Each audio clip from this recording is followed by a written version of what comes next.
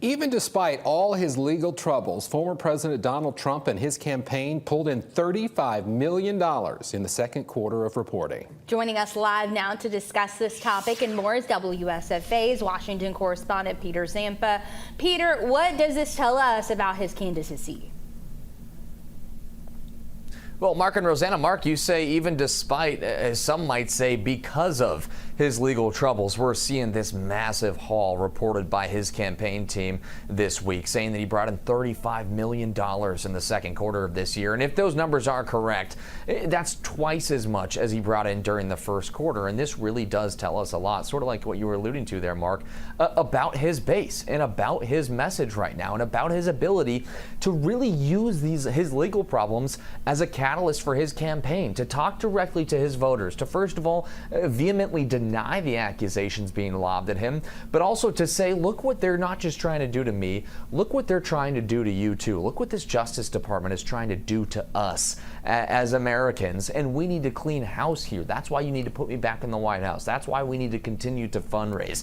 No other candidate is going to touch him on these numbers if they are true. We'll find out on July 15th exactly what everyone's campaign numbers look like, but the polls show that he's skyrocketing. Everything is coming up Donald Trump.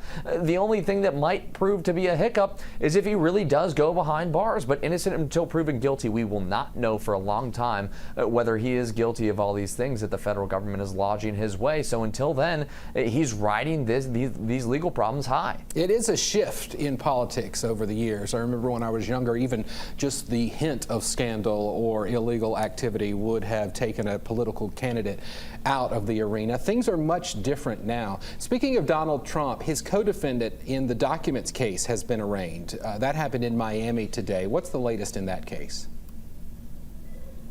Yeah, finally, Walt Nauta, his longtime valet, has been arraigned. And Mark, remember, he was supposed to be arraigned back with Donald Trump all those weeks ago in Miami. That didn't happen because he didn't have the right Florida representation.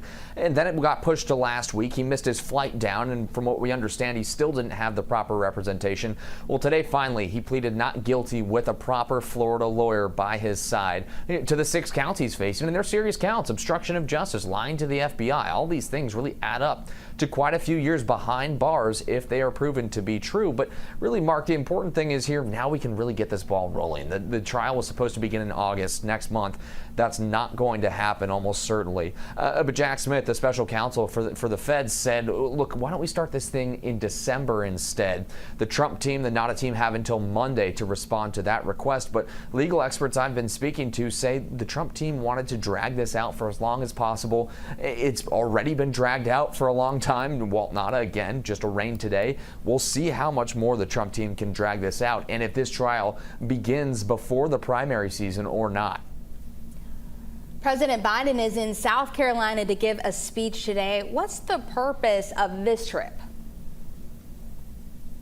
Yeah, Rosanna, well, he says that he's not trying to claim a victory here over the economy, but it certainly looks and sounds like a victory lap. He keeps touting legislation passed, signed into law under his watch, like the bipartisan infrastructure law, the Chips and Science Act, the Inflation Reduction Act, all of these big pieces of legislation that he says have led to jobs. 13 million under his watch, unemployment below 4% in this country, inflation coming down every month, GDP up. All of these things he is trying to claim happened because of his economic vision, not trickle down, middle out, bottom up. That's his key line. And he says he's focused on workers. He says he's focused on bringing manufacturing back. He went to a South Carolina manufacturing plant today to say, look at what we can achieve if you keep voting me into office for another 4 years. We can continue to build manufacturing facilities like this. And of course, Republicans do not see it this way. All they see is inflation,